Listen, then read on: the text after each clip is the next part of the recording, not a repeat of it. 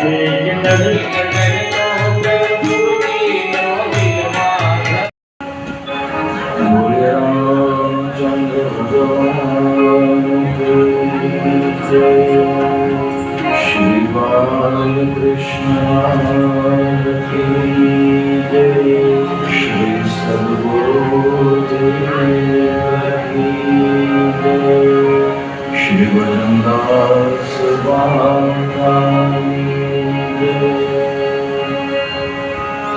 हनुमान जी महाराज की जय।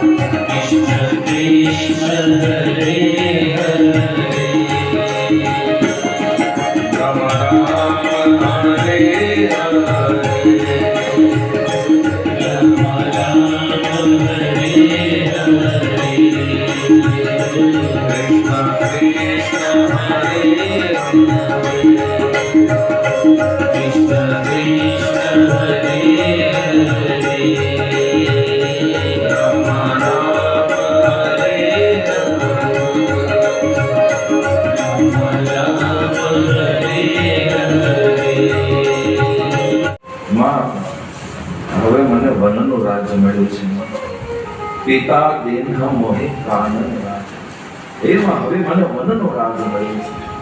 અને માં આપણું રાજ્ય કાંઈ અયોધ્યા નગર પૂરતી થોડું છે.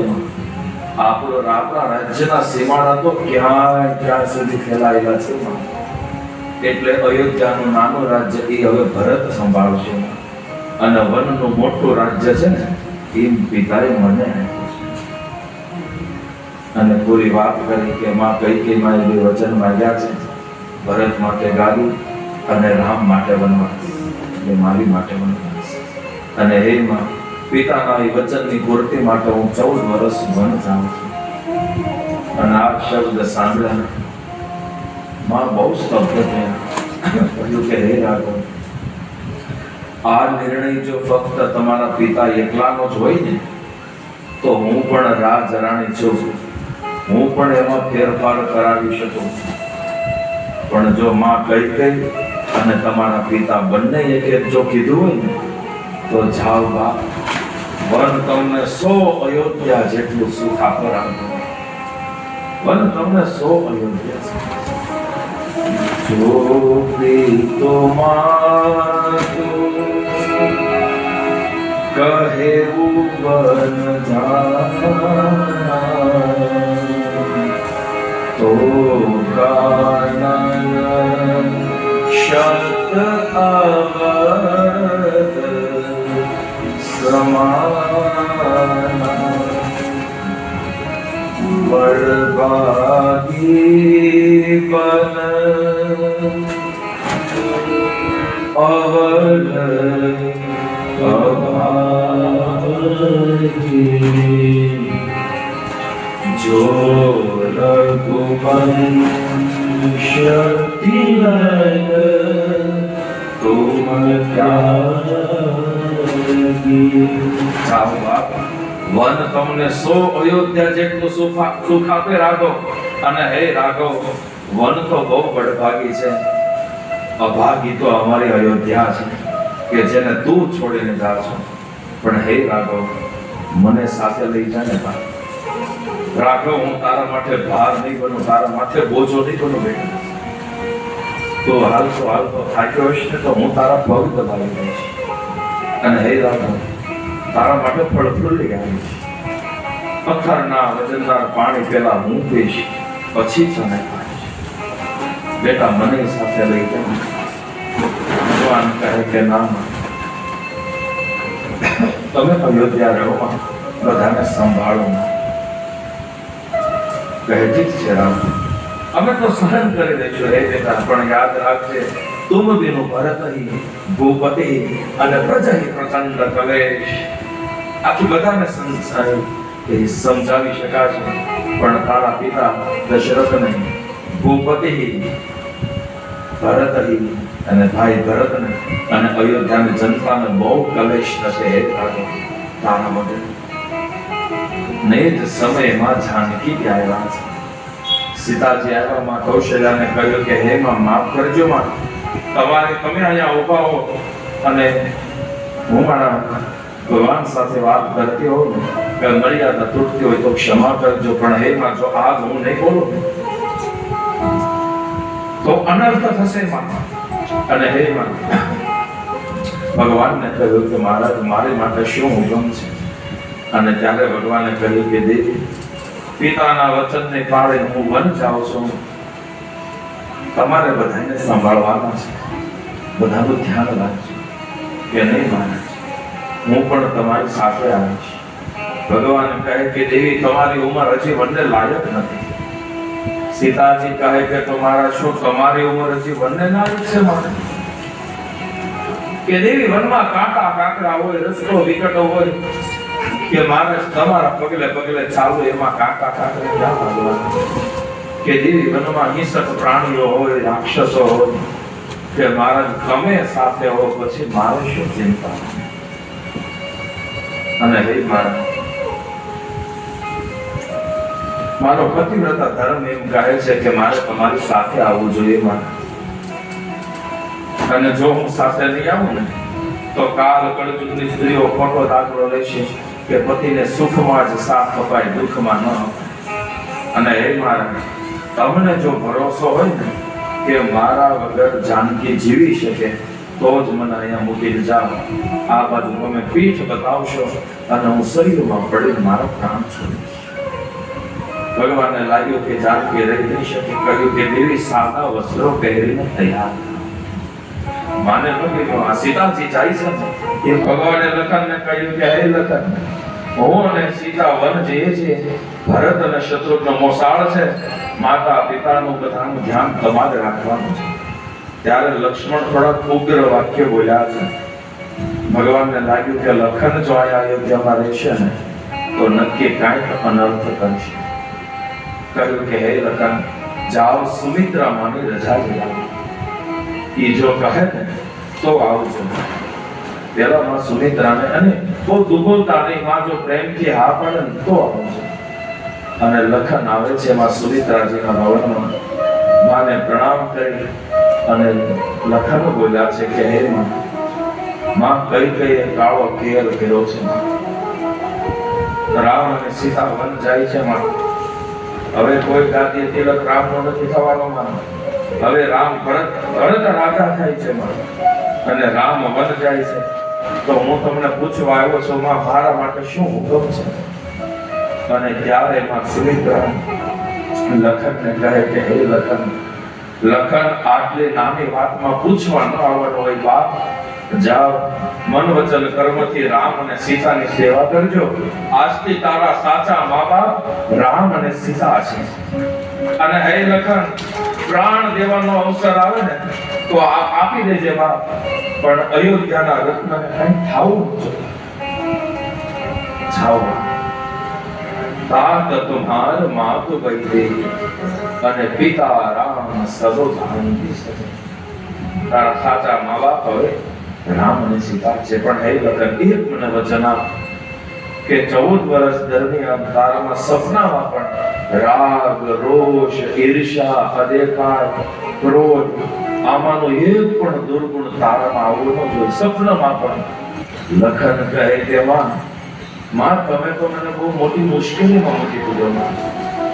માં હું જાગતો હોઉં ને તો હું સાવધાન રહું, પણ રાત્રે સૂતો હોઉં ને સ્વપ્ન આવે અને સ્વપ્નમાં જો દુર્ગુણ આવી જાય ને તો માં મેં તારું વચન તોડ્યું.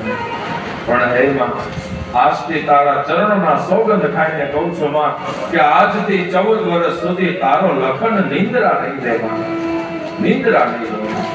શું તો સ્વપ્ન આવે ને અને 14 વર્ષ પૂરા કરીને તારી ગોદમાં માથું મૂકીને સૂઈ જઈશ, ત્યાં સુધી નિંદ્રા. માં સુમિત્રા કહે કે જા લખન. અને લખન ભૈયા માને પ્રણામ કરી હાથમાં ધનુષ બાણ લઈ અને દોટ દીધી છે. અને પછી એક મહેલનો થાંભલો પકડી અને માં સુમિત્રા બહુ હેરાન છે. લખનની સામે એ ઢીલા નથી પડ્યા છે, પણ પછી બહુ હેરાન છે. અને અયોધ્યાના રાજ કુટુંબના દરેક સભ્યો કોઈને ધર્મ પરિપાલનમાં જરા પણ સ્નેહ અને પ્રેમ આટો ન આવે ને તેનું ધ્યાન રાખે છે. કારણ કે જાણે છે આ તો રઘુવંશ છે. આયા કોઈ નવાઈ નથી કે વચનની રક્ષા માટે અનેક સંકટ સહવા. એ કઈ નવાઈ નથી, આ તો રઘુવંશ છે. રામ, લખન અને વૈદેહી સાદા વસ્ત્રો પરિધાન કરી મહારાજા દશરથજીની પાસે આવે છે વિદાય લેવા. પણ જ્યાં સીતાજીને જોયા, મહારાજા દશરથજી બેઠા થઈ ગયા. સીતાજીને કહ્યું કે હે બેટા, તું તો રોકાઈ જા. તને જો અયોધ્યામાં નહીં ગમે ને તો હું જનકપુર છોડી આવીશ. બેટા, હું પોતે રથ ચલાવીશ. ત્યાં નહીં ગમે તો તને અહીંયા લઈ આવીશ.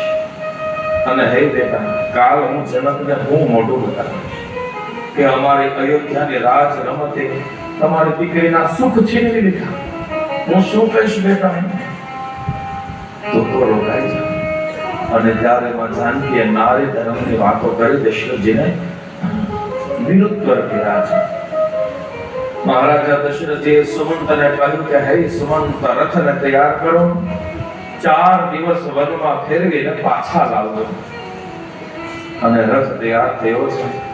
અને આ બાજુ ભગવાન રામજી સજીવન સાજ સમાજ સજ મનિતા તમરુ સમે મંદિર પ્રભુ ચરણ પ્રભુ ચરણે કહી સગહી પચે. ભગવાન માતા પિતાને પ્રણામ કરી ભવનમાંથી એવી રીતે નીકળ્યા માનો બધાને અચેતન કરી દીધા. ભગવાન સબ કરી સબહી અચે, બધાને અચેતન કરી ભગવાન બહાર આવ્યા. હવે આ વાત આખા અયોધ્યામાં ફેલાઈ ગઈ છે. બધાએ રથને ઘેરી ઉભા છે. રામ, લખન, વૈદેહી રથમાં આરૂઢ થયા છે. સુમંતે રથની લગામ પોતાના હાથમાં લીધી છે. અને આખો અયોધ્યા આંખમાં આંસુ સાથે રામને પ્રાર્થના કરે છે, રામને વિનંતી કરે છે. અયોધ્યાની મહિલાઓ માં જાનકીજીને વિનંતી કરે, અયોધ્યાના નર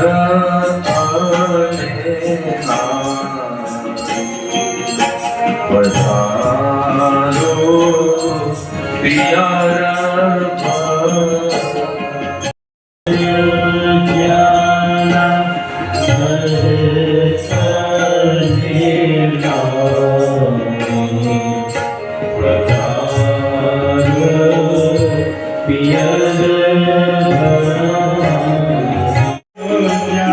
રામ